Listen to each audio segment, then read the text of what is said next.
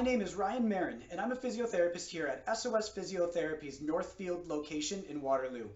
I'm here to invite you to our upcoming webinar, The Rotator Cuff and Shoulder Pain, happening Wednesday, May the 4th at 4:30 p.m. At this webinar, we're going to be discussing topics such as, what is the rotator cuff? What are some of the most common sources of shoulder pain? And of course, what can I do about it?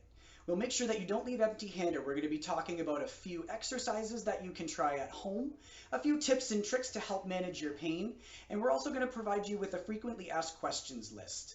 Melissa Norris, a physiotherapist from SOS Elmira, is also going to be joining me at this webinar, and her and I will be happy to answer any and all questions that you might have. So please come join us Wednesday, May the 4th at 4:30 p.m. for our rotator cuff and shoulder pain webinar happening via Zoom. And may the 4th be with you.